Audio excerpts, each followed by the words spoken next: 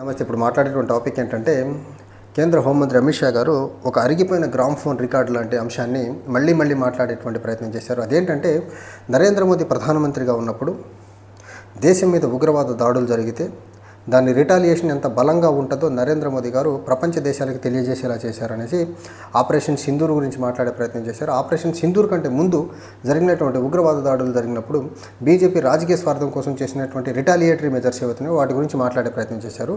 So Narendra Modi గారు ప్రపంచానికి ఒక బలమైనటువంటి మెసేజ్ పంపేటువంటి ప్రయత్నం చేశారు. అదేంటంటే ఇండియాతో ఎవరన్నా కయ్యానికి దిగితే అది బోర్డర్ అంశంలో కానీ లేకపోతే దేశ ప్రజల అంశంలో అవనివ్వండి లేకపోతే డిఫెన్స్ అంశంలో అవనివ్వండి వాళ్ళు ఎవరన్నా సరే వాళ్లకు తగినటువంటి బుద్ధి చెప్పేదానికి ఇండియా వెనకాడదనే ఒక బలమైన మెసేజ్ని నరేంద్ర మోదీ ప్రపంచ దేశాలకు తెలియజేసే ప్రయత్నం చేశారని చెప్పారు.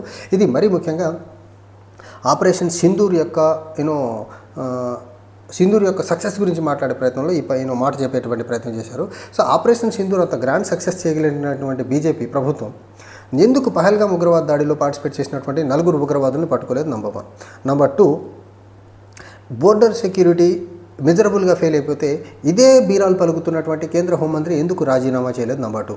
నంబర్ 3, ఇంటెలిజెన్స్ ఫెయిల్యూర్ అయితే ఇదే హోంమంత్రిత్వ శాఖ కింద పనిచేస్తున్నటువంటి ఇంటెలిజెన్స్ అధికారుల మీద చిన్నపాటి యాక్షన్ తీసుకోకపోగా ఆ ఇంటెలిజెన్స్ చీఫ్ ఎవరైతే ఉన్నారో దేశానికి అతని యొక్క టెన్యూర్ని ఇంకొక 2 సంవత్సరాలు ఎందుకు ఎక్స్టెండ్ చేశారు? మీరు నిజంగా ప్రపంచ దేశాలకు అంత బలమైన మెసేజ్ని పంపించగలిగితే ఉగ్రవాదులను పట్టుకోవాలి నంబర్ 1. లేకపోతే ఉగ్రవాద చర్యకు పాల్పడినందుకు ఎక్కడెక్కడైతే ల్యాక్యునాస్ ఉన్నాయో అది బోర్డర్ సెక్యూరిటీ పరంగా లేకపోతే ఇంటెలిజెన్స్ పరంగా వాటి అందరి మీద యాక్షన్స్ తీసుకోలేదు నంబర్ 2.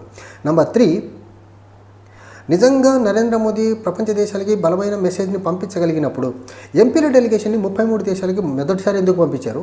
రెండోసారి శశి థరూర్ని బ్రిటన్ యూకే యాజ్ వెల్ రష్యాకి ఎందుకు పంపించారు? నిజంగా నరేంద్ర మోదీ అంత పవర్ఫుల్ మెసేజ్ ప్రపంచ దేశాలకి ఇండియాకి అగనెస్ట్గా ఎవరైనా పనిచేస్తే వాళ్ళకి తగినటువంటి బుద్ధి చెప్తామనేటువంటి మెసేజ్ పంపగలిగినటువంటి నరేంద్ర మోదీ దాంట్లో సక్సెస్ అవ్వగలిగితే ఎందుకు ఎంపీల డెలిగేషన్ విదేశాలకు పంపాల్సి వచ్చింది? దీని మీద అమిత్ షా గారి లేకపోతే బీజేపీ వాళ్ళు ఎవరైనా ఆన్సర్ చేయగలరంటే వాళ్ళ దగ్గర ఆన్సర్ అయితే ఉండదు. అండ్ మోదీ గత 11 సంవత్సరాల కాలంలో ప్రధానమంత్రిగా బిగ్గెస్ట్ సక్సెస్ ఏంటంటే కంట్రీ యొక్క బోర్డర్ని సెక్యూర్ చేయడంలో చాలా గ్రాండ్గా సక్సెస్ అయ్యారని చెప్పేటువంటి ప్రయత్నం చేశారు. నిజంగా నరేంద్ర మోదీ గత 11 సంవత్సరాల ప్రధానమంత్రి హోదాలో ఉండి దేశం యొక్క సెక్యూరిటీని కాపాడగలిగితే పఠాన్కోట్ మొదలుకొని పుల్వామా మొదలుకొని ఊరి మొదలుకొని పెహల్గాం మొదలుకొని అమర్నాథ్ యాత్రికులు మొదలుకొని ఈ ఉగ్రవాద దాడులు ఎందుకు జరిగినాయి? నరేంద్ర మోదీ దేశాన్ని అంత బలంగా సురక్షంగా ఉంచగలిగితే ఈ ఉగ్రవాద దాడులు ఎందుకు జరిగినాయి? నంబర్ 1. ఈ ఉగ్రవాద దాడులు జరిగిన తర్వాత మీరు ఊరి అటాక్ జరిగినప్పుడు సర్జికల్ స్ట్రైక్ చేశారు, పుల్వామా జరిగిన తర్వాత ఎయిర్ స్ట్రైక్ చేశారు, పెహల్గాం జరిగిన తర్వాత ఆపరేషన్ సింధూర్ చేశారు. ఇవన్నీ రాజకీయ స్వార్థాల కోసం చేశారు మీరు, ఓకే. కానీ ఈ ఊరి కానీ పుల్వామా కానీ పెహల్గాం కానీ పఠాన్కోట్ కానీ లేకపోతే అమర్నాథ్ యాత్రికుల మీద ఉగ్రవాద దాడులు ఎవరైతే దాడులు చేశారో వాళ్ళల్లో ఒక్క ఉగ్రవాదినన్నా పట్టుకొని దేశ ప్రజల ముందు ఆ ఉగ్రవాదిని నించోబెట్టి శిక్షించే పని చేశారా మీరు? ఒక్క ఉగ్రవాదాన్ని పట్టుకోవడం మీ హయాంలో నరేంద్ర మోదీ 11 సంవత్సరాల ప్రధానమంత్రి హోదాలో ఇన్ని ఉగ్రవాద దాడులు జరిగితే ఇన్ని ఉగ్రవాద దాడులు జరిగిన ఒక్క ఉగ్రవాదిని పట్టుకోవాలా? ఈ ఉగ్రవాద దాడులు జరిగినప్పుడు ఈ ఉగ్రవాద దాడుల మీద ఒక చిన్నపాటి ఎంక్వైరీ కమిటీ చేసి దీనికి ఉగ్రవాద దాడి వెనకాతలు ఎవరున్నారో పట్టుకునే పని చేయాలి. ఒక్క ఉగ్రవాద దాడి వెనకాతలు ఉన్న వాళ్ళని పట్టుకునే దాంట్లో ఫెయిల్ అయిపోయినటువంటి ఈ ప్రభుత్వం ఒక ఉగ్రవాదిని పట్టుకొని శిక్షించడం చేతగాని ఈ ప్రభుత్వం దేశాన్ని 11 సంవత్సరాలుగా చాలా సెక్యూర్గా ఉంచుతున్నామని చెప్పే ప్రయత్నం చేస్తున్నారంటే అమిత్ షా దేశ ప్రజల్లో కళ్ళ గంతలు కట్టే ప్రయత్నం చేస్తున్నారు. ఇక్కడ దేశ ప్రజల్ని చాలా అబద్ధాల్లో ముంచి తేల్చే ప్రయత్నం చేస్తున్నారు వీళ్ళు. ఒక్క ఉగ్రవాదిని పట్టుకోగలిగారా మీరు? అండ్ కాంగ్రెస్ టైంలో ఉగ్రవాదుల దాడులు ఎవ్రీడే జరిగాయని చెప్పే ప్రయత్నం చేశారు. కాంగ్రెస్ టైంలో దాడులు జరిగాయి, బీజేపీ టైంలో కూడా ఉగ్రవాద దాడులు దేశంలో జరుగుతూ ఉన్నాయి. కానీ కాంగ్రెస్ టైంలో ఉగ్రవాద దాడులు సివిలియన్స్ మీద జరిగితే బీజేపీ టెన్యూర్లో ఉగ్రవాద దాడులు పఠాన్కోట్ ఎయిర్ బేస్ మీద జరిగింది, పుల్వామాలో సైనికుల్ని చంపేశారు. అంటే ఎవరి టైంలో ఉగ్రవాదులు ఇంకా తెగబడిపోయిన ఉగ్రవాద దాడులు చేస్తున్నారు? మీ హయాంలో ఆఖరికి అనునిత్యం వెపన్స్తో ఉండేటువంటి సైనికుల మీద దాడి చేస్తున్నారు ఉగ్రవాదులు వచ్చి. ఎయిర్ బేస్ల మీద అటాక్ చేస్తున్నారే, ఎయిర్ బేస్లో చొరబడి దాడి చేసే ప్రయత్నం చేస్తున్నారే. అంటే ఇక్కడ ఎవరు కాంగ్రెస్ కంటే ఘోరంగా ఫెయిల్ అవుతుంది? నరేంద్ర మోదీ బీజేపీ కదా. కాంగ్రెస్ టైంలో ఎప్పుడు కానీ ఉగ్రవాదులు వచ్చి సైనికుల మీద దాడులు చేసే ప్రయత్నం చేయాలి. కానీ బీజేపీ నిండులో ఒకసారి పార్లమెంట్ మీద వాజ్పేయి గారు ప్రధానిగా ఉన్నప్పుడు పార్లమెంట్ మీద దాడి చేశారు.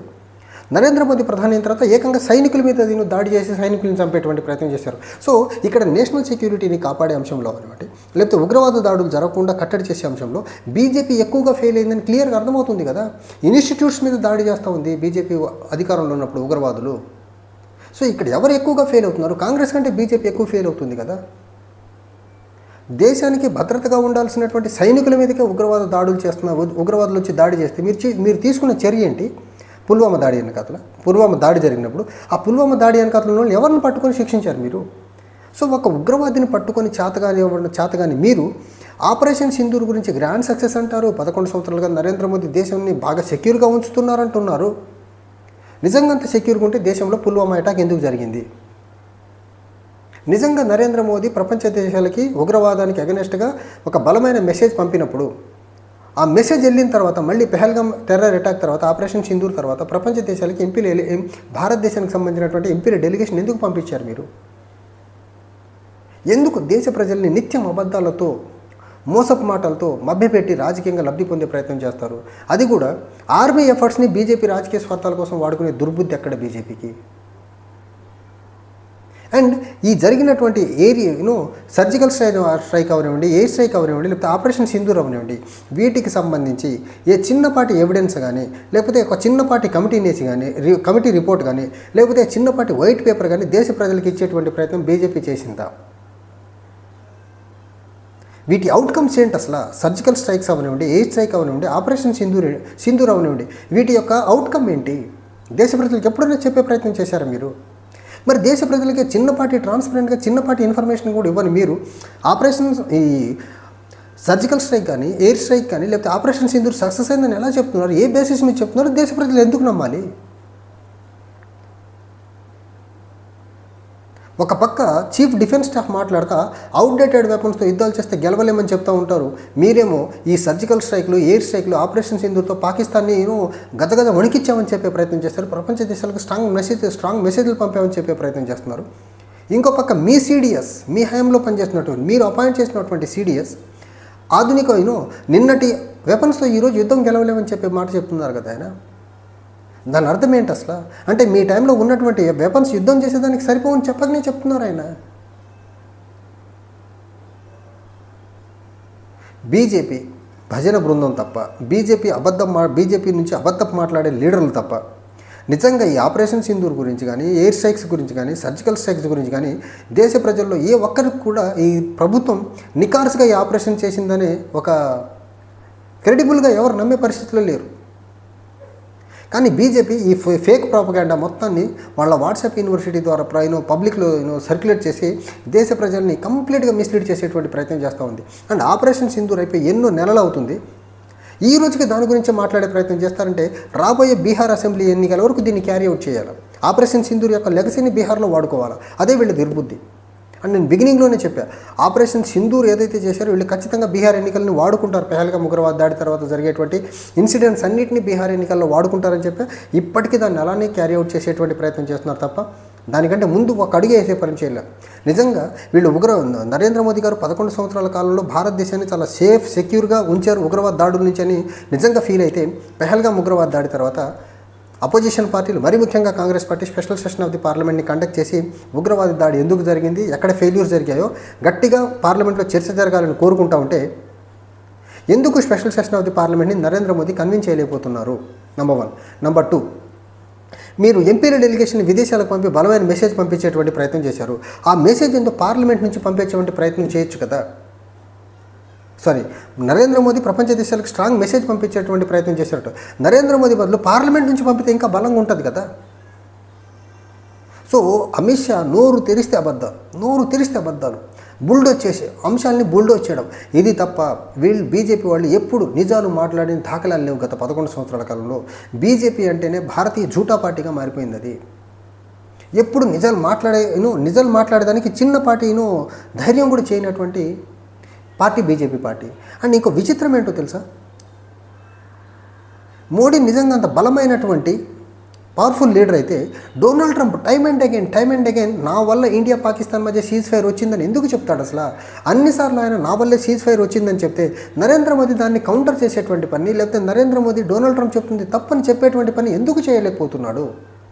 సో వీళ్ళ దగ్గర చాలా క్లియర్గా తప్పులు ఉన్నాయి కాబట్టి నరేంద్ర మోదీ డొనాల్డ్ ట్రంప్కి చెప్తున్నటువంటి అంశం ఏదైతే ఉందో దాన్ని తప్పని చెప్పలేకపోతున్నారు.